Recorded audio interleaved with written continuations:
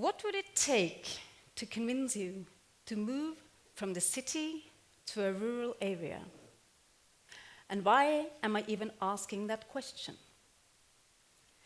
The United Nations foresee that by 2050, as many as 70% of us will live in urban areas, compared to 49% in 2009. This is often quoted connected to the requirements of sustainable city planning. But there is another very important aspect to this matter. Who is going to grow all the food? Just over half the number of us will have to grow and harvest more without a carbon footprint in an efficient and sustainable way. How will they manage that? We need smart and creative people who choose to live in the countryside, who develop new businesses in the food sector, live sustainably, and grow and harvest both from land and sea. We need farmers and fishermen. But to form a community, we also need technologists, civil servants, architects, nurses, teachers, plumbers, doctors, and a lot more. And we need people of all ages. Or how can we attract people to move to the countryside when most people are moving away from there? We cannot expect them to renounce all the facilities and the lifestyle they enjoy from the city.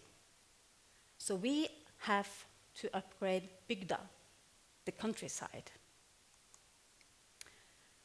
We are talking Norwegian geography.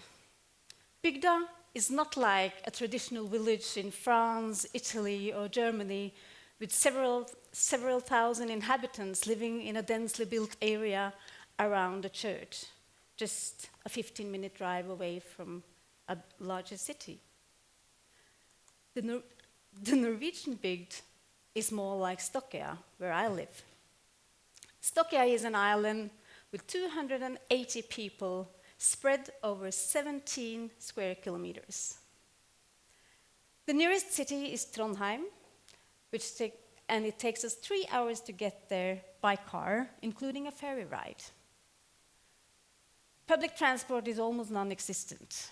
Doctor, dentist, pharmacy, other public services, shopping beyond basic groceries are 30 kilometers away. 15 years ago, we started building Bygda 2.0.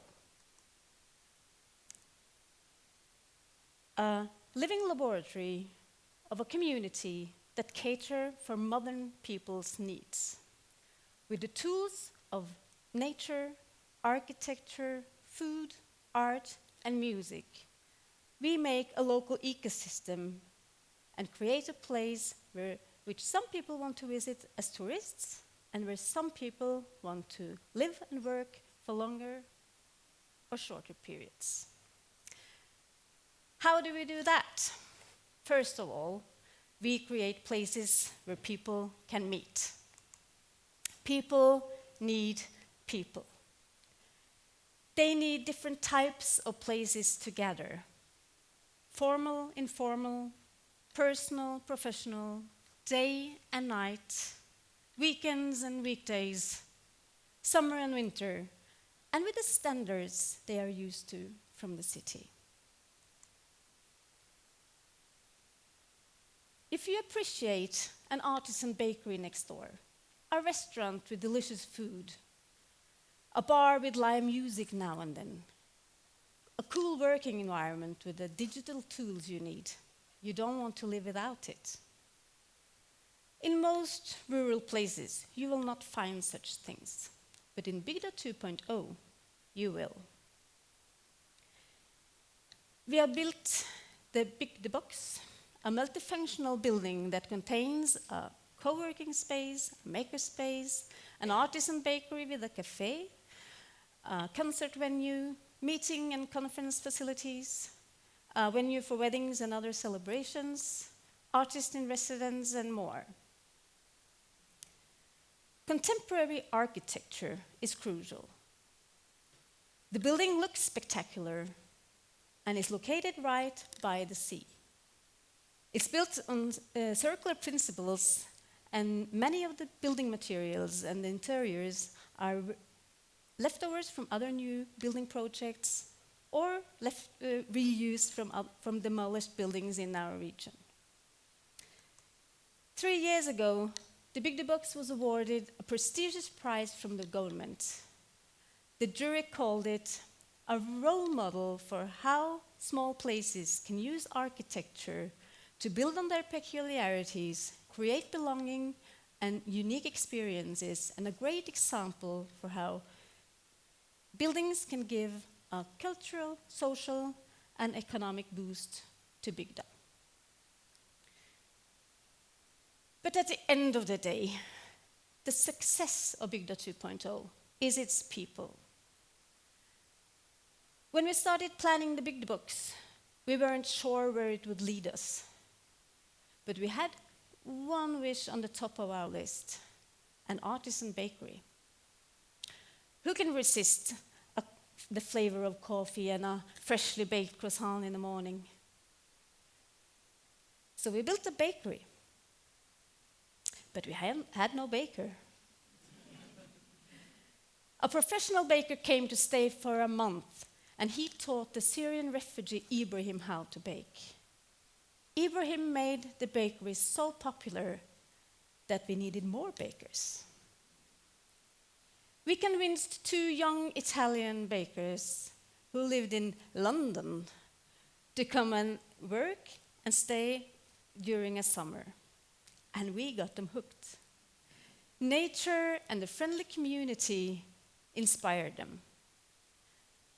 The meeting places and the availability of modern technology made up for what they might miss from the big city. Stokkøya gave them a career opportunity no big city could offer them. And here, they could even afford to buy a house. How can we run an artisan bakery in a small island like ours? We have quite a few tourists. We sell to various markets, to hotels and restaurants in our region, to our local grocery store. The bakery has a no-waste and circular philosophy without compromising on quality. We were awarded the best bakery in Norway in 2022.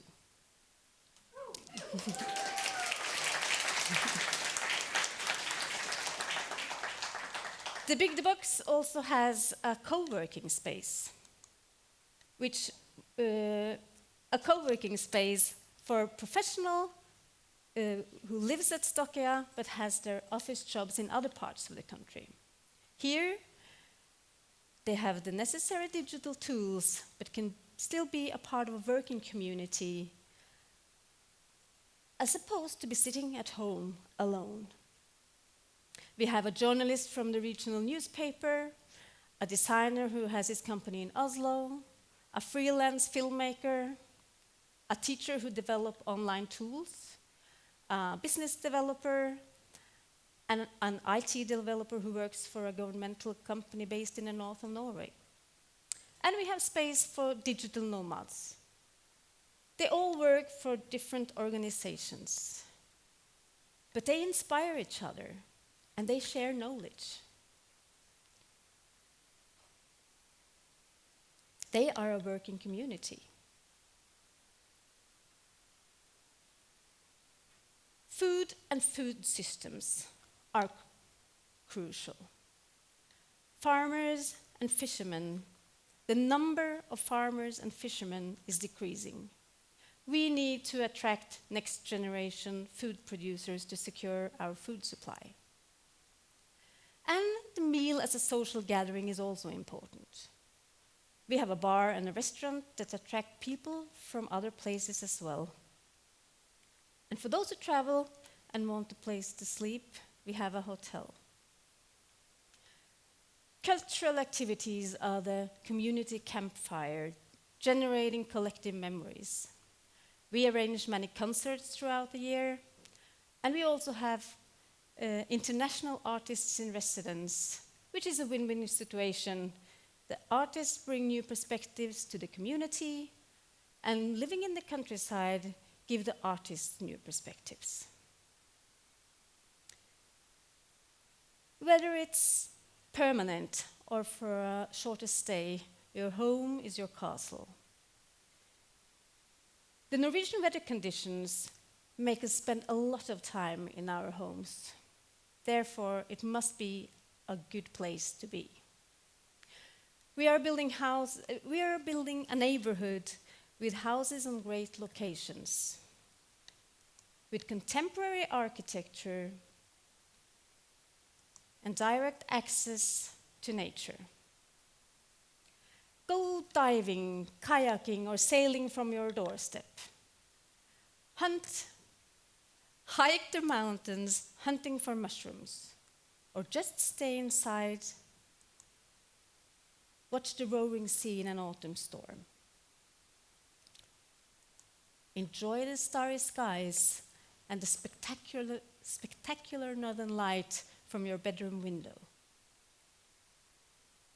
Country life is beautiful and peaceful. We can have great careers and a modern life. So do we need cities at all? If we built a wall around the city, who do you think would scratch the door first? The people on the inside or the ones on the outside? The countryside and the cities are mutually dependent. If the countryside collapses, the cities will follow, because there will be no food.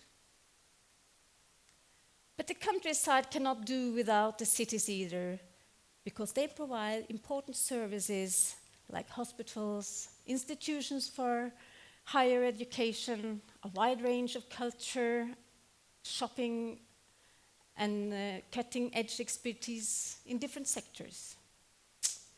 So back to my question. What would it take to convince you to move from the city to the countryside? Is there something you would miss that we forgot to consider? We don't have all the answers, so help us find them by asking the right questions. Maybe you want to start your own Bygda 2.0. Every country needs them. Get in touch. We will be happy to share our experiences, our successes, and the mistakes we have learned from. Thank you.